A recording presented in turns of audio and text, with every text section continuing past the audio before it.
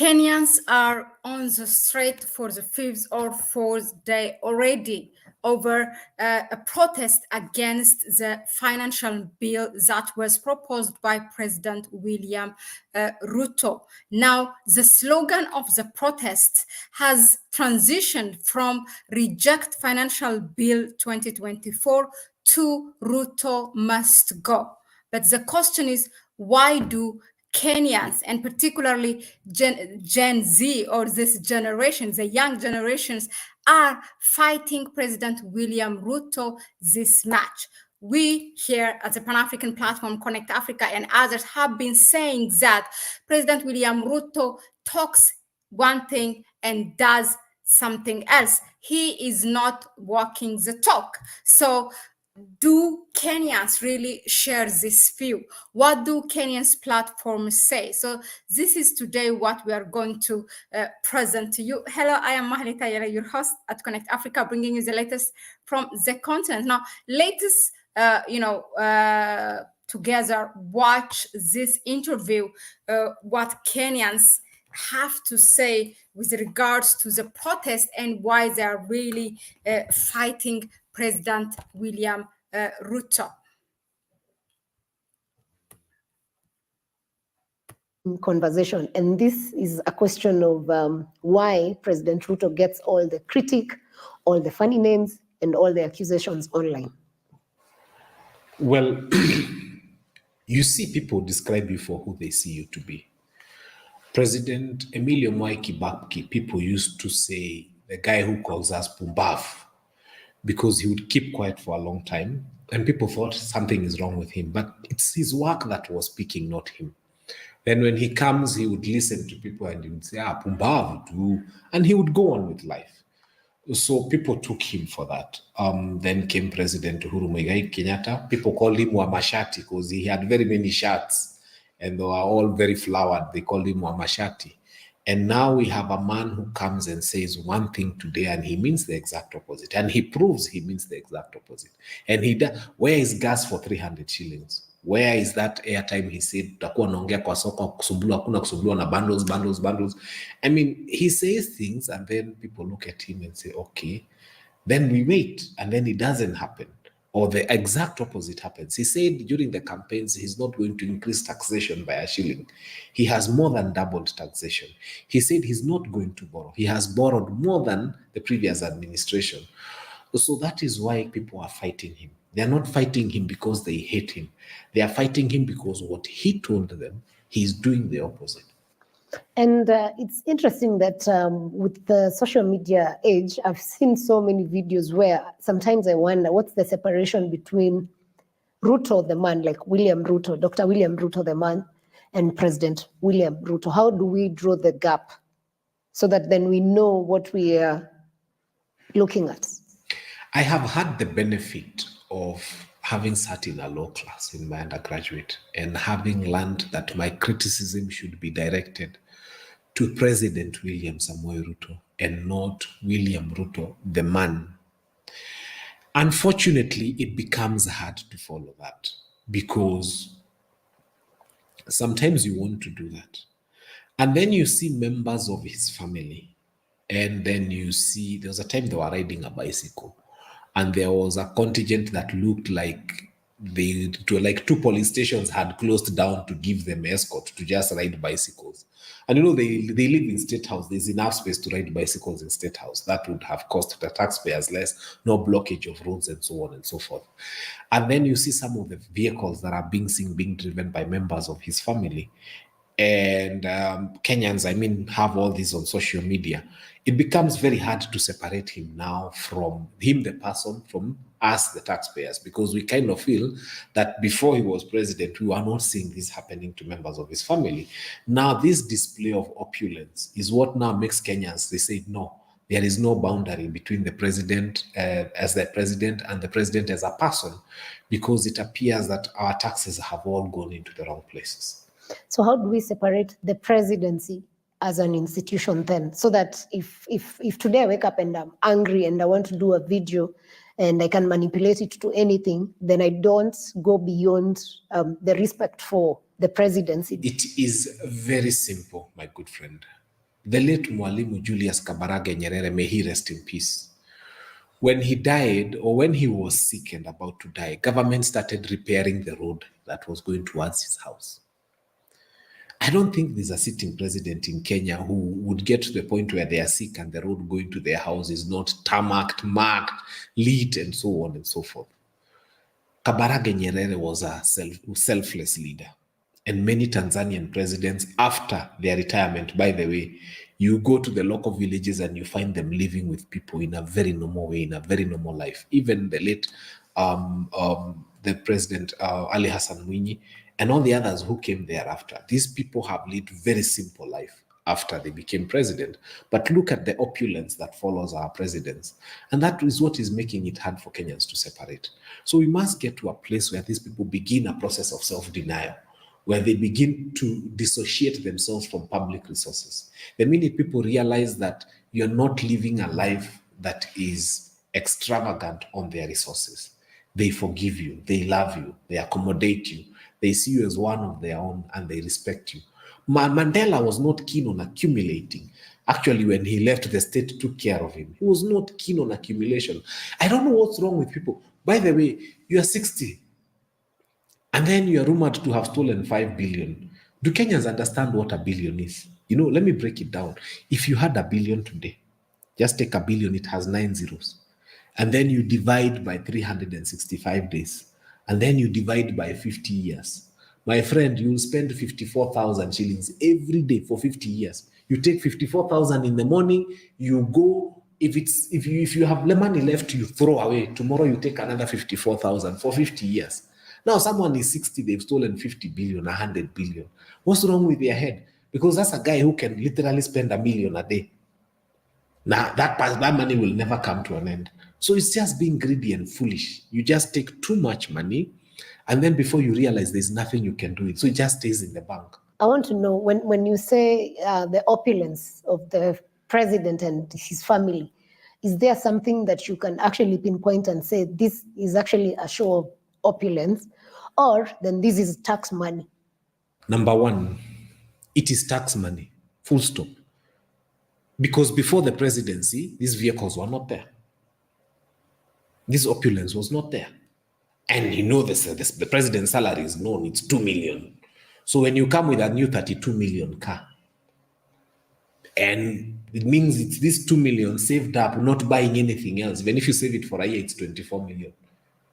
So something is wrong, definitely. And everything is wrong, definitely.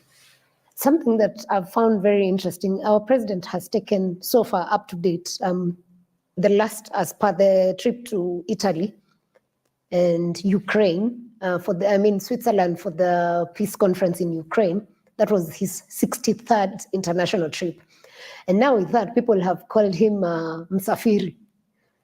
Do you feel then these travels are important, or are they impactful in any way? And then how does that affect us? Or why do we critique the president when he travels?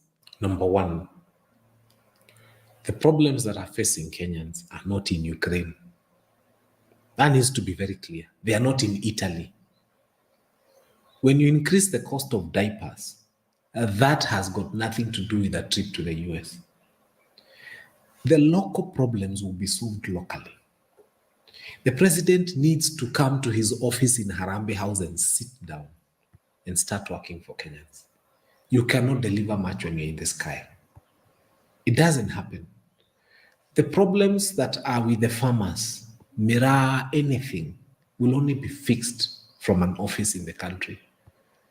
This thing of Kenya importing handkerchiefs 60 years after independence, toothpicks 60 years after independence, will not be resolved by going to Switzerland.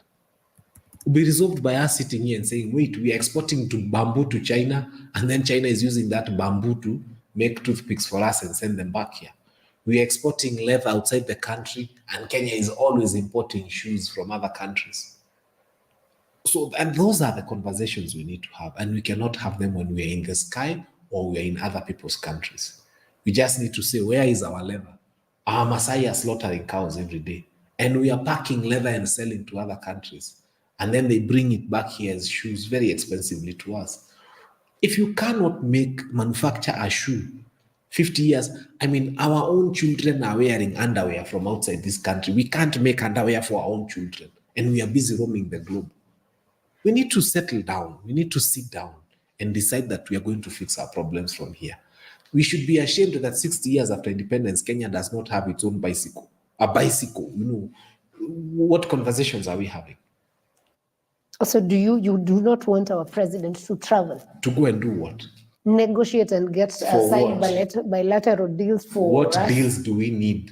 Let me ask you, to start manufacturing a bicycle, what bilateral deals do we need? Look at the countries that have it.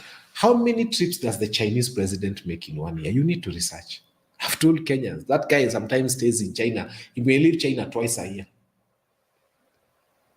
For you to grow yourself, these men who are always out there, they barely ever sire children in the house. Children are sired by staying with your wife. So if you want to have children, you stay at home and you make time for your wife. Don't start wondering, why is my wife not giving birth? She's not becoming pregnant like the others. The others spend the nights in their beds. That's how their wives became pregnant, and that's how they've been able to build families. But I cannot be all over driving buses and driving trailers all over the world and saying my wife doesn't get pregnant for me. What's wrong with my head? I have to settle down. And that's how life is lived. Settle down, work.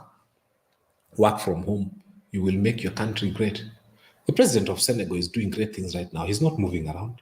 But he's also taken 12 trips so far in 2.5 months. Exactly. You see, Let me tell you one thing. The dynamics for him could be different because he's probably trying to, after you divorce with your former fiancé for many years, France, you probably need to get people to fill in that gap and work. But Kenya is at a place where we have a minister, we are paying by a lot of money to be Minister for Foreign Affairs. Why can't we have that guy roaming the world? So because he's just doing foreign affairs, because the president does everything else. That guy, we can tell him your work is to roam. And when you have a minister going, the entourage is different from the president, so the costs are even lower. If we must go around the world, let's get one person who is a very good diplomat and create the information that we need, and we make this person the global traveler. Or we hire 3 if we have to cover the whole world. These ones are here, these ones are here, these ones are here. But the president must stay at home and work for us. You want our president to stay home. Basically, that's what you're saying. Would you now pinpoint, because every day we've seen people complain and critique and say that President Ruto has failed, he lied to us, he did this. What are these issues that you feel he actually has failed, if he has? Number one, I usually tell Kenyans, me, I read the Azimio manifesto. And then I hear there's another manifesto that used to say Hatupangwingwi. I think that was a manifesto. So it's a very amorphous manifesto. We are not able to tell what the promise was and what the promise wasn't. But we can remember market declarations that we will lift Mama Mboga. We will not increase the taxes of Mama Mboga. We will give them hustler fund. People ended up getting 500 shillings and they ate and they never paid back. Because it was not money that would help grow any business. Nobody talks about hustler fund anymore. And many other promises that were made. I think what is killing this administration more than anything else, more than even the opposition, is the promises they made. They made way too many promises. And they repeated them.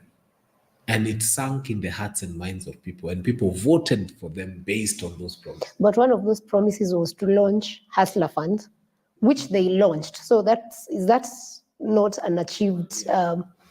Let's have a good conversation. So I come and promise you that I'm going to launch Hustler Fund, and I launch. Then I give you a loan of 300 shillings. And I tell you to pay in 14 days. What would you do with 300? If you left your house and went and bought spinach at Marikiti, the fare alone would be 100. And then you buy spinach worth 100 and come back with 100 as fare. And then you sell for the first day spinach worth 50 or 60 shillings. And then what happens? It needed to be meaningful. Why do banks succeed with lending? Because banks take time to listen to you. They ask you, why do you want 200 and not 300,000? And then they look at the feasibility of what they are giving versus what is going to come out of it. And that's why most of the times banks are successful in lending. Hustler Fund was You want 1,500 shillings, you get it on your phone. And then it doesn't ask itself, it doesn't lend itself to the question of what can this money do and how can it help the nation? Wie zorgt er voor jouw inkomen bij arbeidsongeschiktheid? Als ondernemer neem je risico's, maar sommige zaken wil je gewoon goed geregeld hebben. Met de arbeidsongeschiktheidsverzekering. You know, if I look at it critically from an African perspective, and look at a country like, let's say the countries that exit ECOWAS, and Senegal was one of them, and Diomaye has come in, and now there are conversations of taking Senegal back to ECOWAS. Then if Ruto does something similar, are we being so harsh on our president comparing to what we are seeing out there with other nations? We're not being harsh on our president. All we are saying, in fact, Kenyans have never told him to do these things by force. What Kenyans have always told him is, Mr. President, this is what we want. But again, if you feel we're asking for too much, you can just resign. Someone else will come and give us what we want. It's that simple. Nobody is forced as president to do what wananchi want. That's what the president forgets. Exactly. He has an option of waking up and saying, your demands are too much. I'm resigning. Get somebody else to do it. It's simple. People are always resigning everywhere. I don't know why our politicians don't resign. Yeah, if Kenyans are asking for too much, if a minister today, if a politician, if you're a member of parliament and you think we're asking too much from you, just resign. Someone else will come and do that too much. But we don't have IBC. That's not the question. We shall constitute IBC somewhere. We are a country. This country will not be held ransom by the idea of not having IBC. All you need to know is simple. If any public official feels that what we as Kenyans are asking for is too much, it is not us to leave. Sisi ni wengi, we are more. We are 54 million. Where do you want us to go? You are the one who is alone as a leader. You go. If you're a governor and you can't deliver, just go. Your county has got 1 million people. Kiambu has 2.4 million. There's another county with 135,000 people, I think Lamu. There are counties like Isiolo with 260,000 people. Where do you want 260,000 people to go? If you can't deliver as a governor, just resign. Someone else will come and deliver. And in line with that also, with the activism that has been going on online, especially on Twitter, TikTok, and wherever, and all these creatives, to an extent, do you feel like we are being disrespectful? Because yesterday I was watching a clip that had the president addressing, of course it's a creative that's mixed up. Then someone has a gun somewhere shooting the president. Do you think then we're being disrespectful to an extent? Let me ask or you. How far is too far? Let me ask you. Were there ever created clips of that kind for Mandela? Were there ever created clips of that kind for Magufuli? Do you think when Kivutha Kibwana was governor for Makueni the other day, people would have created clips that depict an idea of them even thinking that they would want to kill him? People react to you according to how you make them feel. When you decide that you can increase the cost of diapers, when you decide that you can increase the cost of NHIF, when you decide that you can raid into people's salary anyhow, when you come and say that nyumba zitajengwa mpende msipende, when you come and say some of these things, people detest you. And they start thinking bad ideas. And they start drawing you in a bad way. Let me tell you, when you do something nice, people used to joke about Professor Magoha in very good ways, by the way. And people used to joke about Matiani in very good ways. I think what you do as a politician or as a leader is what determines where people put you in their hearts and how they draw you and what images they depict of you. Look at Obama and his presidency. I mean, the US is one of the most advanced democracies where you can go and draw a cartoon of anything. You saw what was drawn about Trump, and you saw what was drawn about Obama by the same Americans. Why did they have such a good image of Obama and a very sharp contrast of Trump? What you make people feel is what they give you back. Every young lady who grew up with a good father had a very nice message on their Facebook page about my father was a good guy, my father is my hero. Even for those who are dead, they were even writing nice tributes. But for those who had horrible fathers, they wrote horrible stories about their horrible fathers and say that even if their fathers woke up, they would burn them in the grave with petrol and so on and so forth. So you as a leader, what you make people feel is what they give back to you. And don't be surprised. If you're a bad person, people will give you bad reviews. And don't hate them. They're just giving back to you what you're giving to them. Stel je voor dat je in 2013 in bitcoin investeerde toen een bitcoin nog geen $1000 waard was. Nu is er een vergelijkbare kans in e-commerce. Want dankzij... On the other hand, our president has tried or has been trying to push the Pan-Africanist narrative. And I don't know why that is not sitting well with our brothers across Africa. What's happening? You see, it's good to walk your talk. President said that African presidents should not go to one country where they are called. Even saying that they are put in a school bus like kids. He said they should not go. Himself, when we have video clips of him saying that African leaders should not go and take themselves to a country where one imperial president is sitting and talking down on them, and they have all gone there. In fact, Africans should be nominating 2 or 3, remember, or one person to go and speak on their behalf. I think he did not consult himself. William did not consult Ruto, because immediately after that, there was one of that kind in Korea. Ndege, haraka, quickly, he's there. And he's joined the other African presidents, I don't know how many of them. And they're all in Korea now watching one imperial president talk to them. I think the reason people fight the president is not so much because of that Pan-African idea. It is when you say something and then you do the exact opposite. I wish either he didn't go to Korea or he did not say that presidents should not go like that. But you can't come and say that presidents should not allow themselves to be treated in this particular way. And then you rush and take a flight. In fact, I think he had come from one trip and then immediately he was in a hurry. I think he was changing planes at the airport. And he took the next one and went to Korea. That is where the point of departure is drawn. Many leaders who say specific things follow them through and they do them. And then they are known for those things. And then people come and say, President so-and-so said that Africans should not be treated this way. And since then, he has not gone to those conferences. But you can't have a mix of both. Now, when we look back at, you've even mentioned some leaders, African leaders who created a legacy for themselves. We had Mandela, we had Julius Nyerere. We have, across different people. We had in Ghana, what's his name, Nkrumah. And he started a very big initiative of Pan-Africanism, basically. What do you think then our president is creating for Africa? Confusion. Period. Confusion. Leadership is about providing direction. And it's about being able to say something and following it through.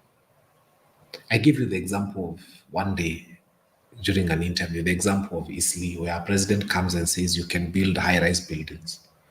Then after a month, he comes to the airport and says these high-rise buildings are affecting this airbase, and therefore we are not going to allow them. People need certainty. Why are investors leaving Kenya in drones? It's because government policy is not clear and it's uncertain and it's unpredictable. When today you come and say this and tomorrow you change, no investor wants to invest in such a country. Why are people going to Rwanda? It's not because it's a very democratic country, by the way, but it's because there's a certainty that elections don't interfere with life. And that in Rwanda, if you invest, your investments are secure.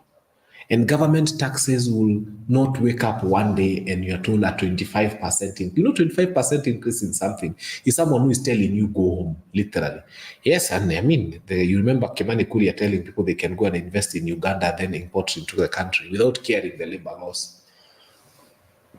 So that is where the president is putting. So what do such pronouncements then do for us as a country out there? Number one, I said the president needs to surround himself with the right people. First, he needs to wake up tomorrow morning and fire everybody who is working around him. Because like on his foreign affairs policy, he should have listened to someone, an expert in foreign affairs, to tell him, you are going to Ukraine, yes.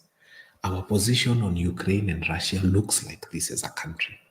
When you go there, these are the things you can say, these are the things you cannot say as the head of state.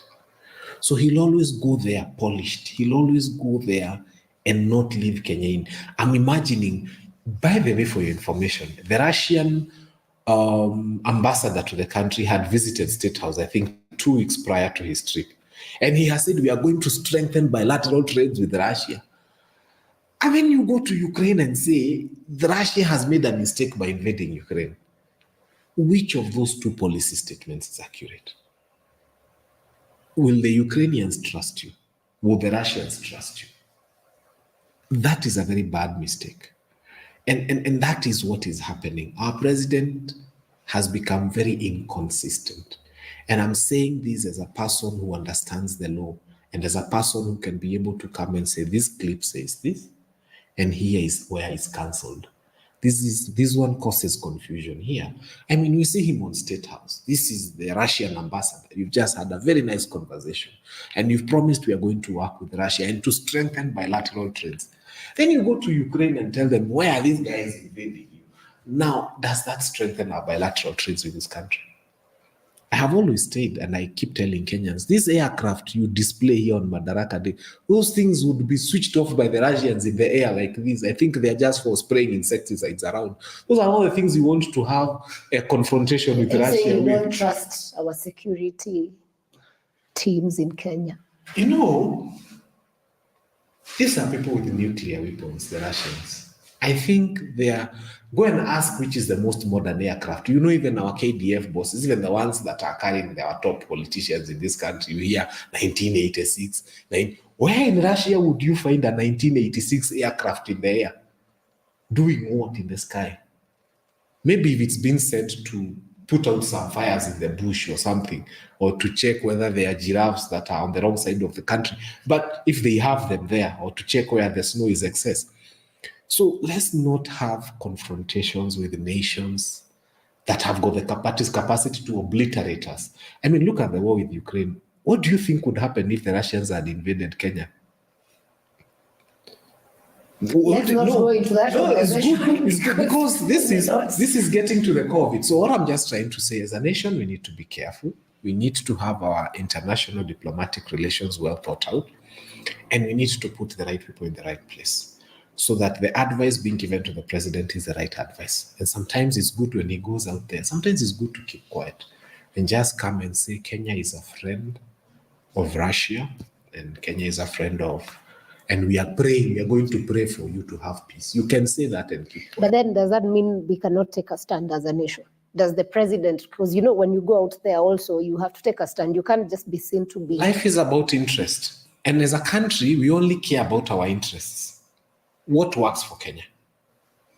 So taking a stand sometimes is not the best thing. But you know, one of the things that will just absolutely shows you've taken a stand. Our president was in the United States the other day. So when we keep complaining about IMF, World Bank, and he's already having meetings with President Biden and the ambassador in Kenya, and we can see all the things that are happening, then are we not taking a stand? A bit not him saying we're doing this, but it's clear. Is Biden sure of his re-election? Let's not commit so much with someone who's not sure of his re-election. They signed deals. No, because if the Republicans were to come in, of course, they will change so many things. Yes. I think there was no hurry to sign those things. Let's start there. Before the president left for the US, Kenya was going on, by the way. We were eating ugali here. Kenya was going on. Even our matatus, they were waking up in the morning, by the way, for your information, and they were carrying people. Nothing had stopped in this country. Even if he had missed the trip, I can assure you the matatu will still come on in the morning. Children will be dropped to school by the buses. This country will go on to a very great extent, whether or not we are rushing to sign those things. And I think also we need to learn the culture of resisting some invitations. When I am here, I get so many invites for so many things, for media appearances, even for people who just want to buy me coffee because they think I am the biggest fighter for democratic space and rights and good governance. But not every other cup of coffee is to be said yes to. I could be poisoned, I could die, so many things could go wrong. So we need to also learn to have the culture of saying no, because you cannot be invited everywhere and go everywhere. As a nation, Kibaki did 33 trips in 10 years. 33 in 10 years. Our president has done 63 in 1.5 years. So I think it's going to be in the Guinness Book of Records. We've never had such a widely traveled president in the world ever. So let's also learn to turn down some invitations or to delay some invitations. How do you then think the president could correct these things? Because we can't, every day, everyone, basically, if you go to YouTube, President Ruto this, Ruto Right, this, Tim. Ruto is a liar, Ruto this. Right, Tim. The other day, the government of Kenya, through Kenya Kwanza, had appointed somebody to become Kenya's ambassador to Congo. Someone who went to parliament and taught them new GHC and told them that GDP is the population of a country. And that was going to, that would have become Kenya's. And then he was asked to explain about his career work, and he said the best he has done is manage a petrol station. That was going to be Kenya's diplomat to the Congo had parliament not said no. So the president has to start making the right decisions. He has to start appointing, and Kenya has brilliant people. Let me tell you, Kenya has brilliant people. Mr. President, wherever you are, start looking for brilliant people. Don't look for somebody who says that GDP of a country is the population of a country. Don't look for someone who goes to tell parliament that my highest qualification is running a petrol station. And then you send them to a country that has got a very tricky diplomatic relationship with Kenya because we have some forces there. We brought them back, actually, just to make it clear. Maybe we did. We didn't see them come. But the fact that Kenya has interests in Congo, and the fact that our soldiers were there then, and the fact that Congo is not very far from us, and Congo is a very wealthy nation, I think for me, I would look very keenly at who I appoint as diplomat. And when you do that, then come to State House, start asking yourself, who are your communication experts? The chief government spokesman, one day we asked him about the trips of the president abroad, and he told us, wacheni maswali ya upuzi, in that very tone. And that person should have lost his job the next day, because you can't talk to Kenyans like that. So the president has surrounded himself with people who don't add value to his presidency. And he needs to remove them, and remove them yesterday, and start looking for men and women who will deliver this nation from where it is. And he has to get the good ones. There's no other solution, trust you me. Otherwise, we will keep making mistake after mistake. The president sent, or rather Kenya sent, our troops to Haiti to go fight there and restore peace. What do you feel about it? I have spoken about Haiti many times. I said, first and foremost, our people to police ratio in this country is way below the provisions of the United Nations. We haven't even reached the ratio first. We have less policemen than we need. So I was telling Kenyans, I think we have dealt with crime in this country. There's no crime. You can talk on your phone at midnight anywhere. The police have become so professional, the way they handle maandamano, they kiss you, they are nice to you, their uniforms are the best. The Kenya police has done everything they needed to do in this country. The only thing remaining was to take 1,000 of them to Haiti. They have finished bandits. There are no people being killed by bandits. There are no schools that are closed because of banditry in this country. The Kenya police have done everything so exceptionally. They have made their systems to be computerized. We are doing so well. The only thing remaining is to take our troops to Haiti. We are not foolish to believe that. And I tell them, now that you've sent these men to Haiti, why? By the way, the British Army trains in Nanyuki. The American Army has got a base somewhere. Kenya has got some of the best training facilities. If I was president, the first thing I would have said is, instead of us taking 1,000 policemen, bring 5,000 Haiti young men here. Pay for their training, whoever is interested in supporting Haiti. That would have been very good. You know how we have 5,000 people coming, they are eating our food here, which creates demands for farmers. They of course love some of our girls. They might leave a boy or two here who will be born, that's fine. But training 5,000 young men here would have made more sense. And then putting them on planes to go back and deal with their problems. They know the geography of their home. They know the genesis of their problems. They know every corner. They know every street. They know who owns the guns. They know where the rebels stay. Those guys would have been the best. And by the way, it takes between 6 to 9 months to train a good cop. So for that period, we've been debating about Haiti. If I was president, I would have insisted. We have a training base in Embakasi. We have Eldoret. By the way, we have so many training bases for both the military and so we just train their young people to go and kill one another. And then maybe we can add a few bandits who are disturbing us here. The few bandits who are stealing cattle, we can sweet talk them and lie to them that they are jobs in the US. And then we take them there because they are bandits to go and deal with fellow bandits. And then we'll have taken care of our banditry problem here. So you send bandits to deal with bandits. I think we just have people who don't think, as again I told you, because the people surrounding the president did not think of this. If I was there, I would have told him, let's go. Where are the bandits? We sweet talk them. We tell them there are job opportunities in the US. And those are job. And by the way, Haiti is not far from the US. So they'll believe. Once when they see the ocean, you tell them, now this we are coming close to the US.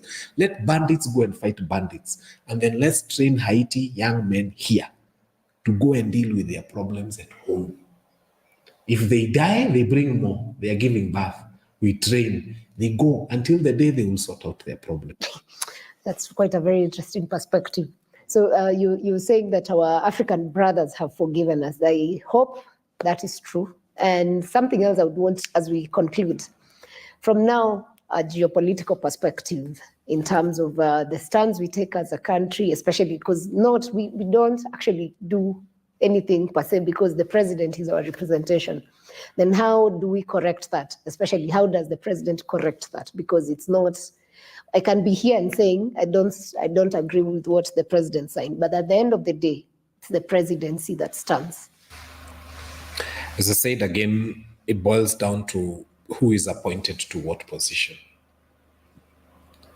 We've made wrong appointments, and they've gotten us here. The day Kenya will realize that animals, and I'm saying animals, cows, will never allow the most foolish cow to lead them. The bell is always put on the most intelligent cow. And that cow knows where the pastures are. It knows where the river is. It even knows where the lions are. If you look at the Maasai cattle, the bell is put on the most intelligent cow. The cow that can take the other smaller animals from their house to the pastures, to the river, and back home. Human beings, and especially in Kenya, are the only ones who will take the bell and put it on the sheep, and the youngest sheep and the most foolish and the most unaware, and then allow it to lead the way. And then you're wondering why the other animals are coming back home. They've not drank water. They didn't find... Because the sheep will just go to wherever it thinks, and it will bleat all the way, and it doesn't know where the pastures are. Human beings have to get to that level. And as a country, we have to get to the level where we don't put the bell on the least intelligent animal. We start looking... Animals, I'm telling you, even in the animal kingdom, the most foolish lion doesn't lead. Even the baboons, they look for the most intelligent baboon to lead them. Human beings have become the only people who will allow a baboon that has no idea what's going on to lead them. And usually they end up in problems and turmoil. Nyinyi Wanjiko, the people who are voting, and this message is clear for you. Your leader must be above you intellectually. Please, if you think of this thing of rewarding your neighbor or someone and thinking you want them to go and help themselves with taxpayers' money, this is where you're landing us in problems. You must choose a leader who is more intelligent than yourself. You must choose a leader who has seen a lot more than you have seen. You must choose a leader who is in touch with you, but at the same time has got the capacity to take you from where you are to where you want to go. Otherwise, if you get someone of the same IQ as you, and then you're wondering why they are not doing things, how will they do things that they think the same way you think, and they are the same level with you? So as a voter, also start thinking. If someone is thinking like you are thinking, that person is not qualified to be a leader. Start looking for those people in your society who appear to have different ideas, who appear to have seen a better light in terms of what this country ought to be. And those are the people you shall make your MCA, by the way, your MP, all the way to the president. But if you choose someone because you have pity for them, or because they are from a poor family, a single mother, or you're just choosing someone because you think leadership is a favor you give people, or you are saying this person was a teacher, now let them.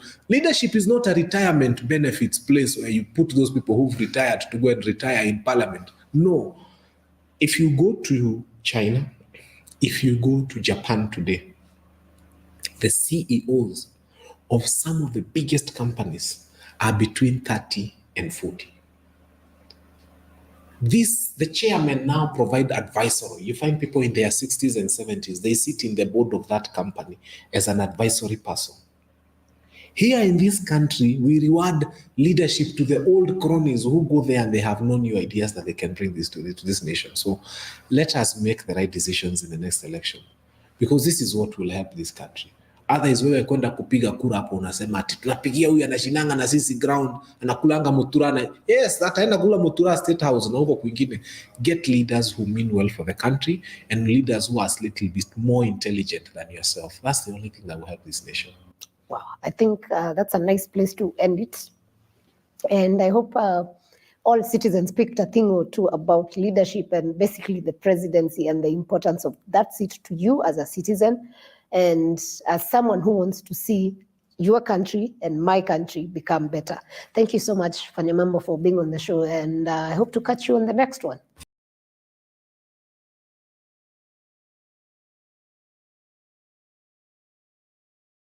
Muted. What an interesting conversation that they have. Really, really would love this man, how he puts it, the perspective, and this is exactly what we have been saying. And in fact, some of us have been wondering, how come the Kenyans are so quiet? Why they are nothing? I mean, forget this financial bill that triggered this current protest, but the man has been just doing wrong, talking something, doing something else. Of course, silence is sometimes we say in Amharic in Ethiopia that, you know, silence is a gold. You just can't be quiet.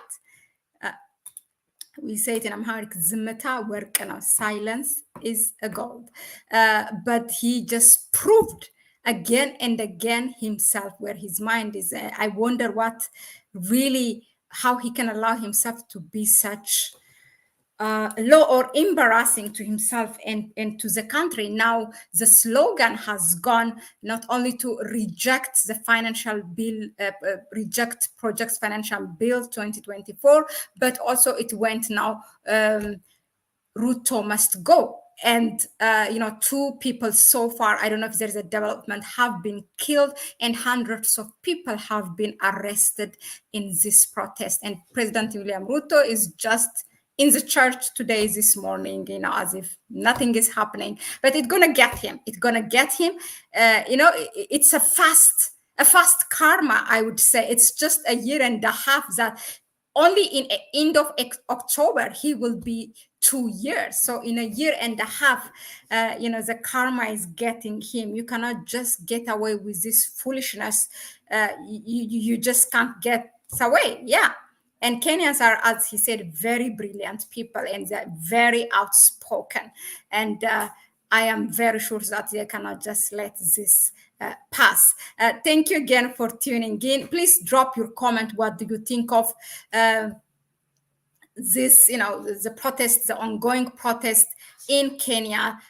Probably tomorrow night we will have someone from Kenya representing the Kenyan youth, and he will tell us more about what is going on. Please subscribe to the channel, and if you like what we bring you here, go ahead and give it thumbs up. Share the video with others. It will help our YouTube algorithm. Comment also what you think. Share your view, not only us coming and sharing news or analysis. It also comes from you, so we both learn. It's both ways. Thanks again. Thank you all for your donation. Whoa, thank you really for your donation. Greta Woodson, Anton Dalema, Adebayo. Some of you may be here, you have a different name I get on our email when you donate something else. But yeah, thank you all. You know who you are.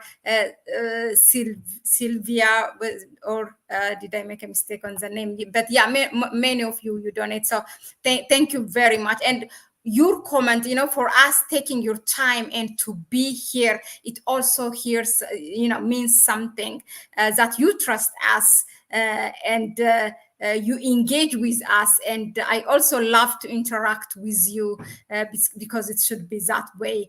And thanks again, and we will see you on the next one. We have an important announcement from the African Union. Stay tuned and you will get it live stream later on. Jaba 809. I enjoy you. Thank you very much. Thank you all who were here. Dejumba, Buti, Greta Woodson. Okay, whoa here. Julius, was it Julius? Was the one I have a brother here from all the way from Brazil. Lloyd Beckford. Okay. Julio Menses, he's from Brazil. And Super Duper Flies, that's I think from Germany. Jeff Tempo, this one, from Botswana. So from all over the world, thank you all. We don't take it for granted. Thanks again, and I'll see you on the next one. Bye.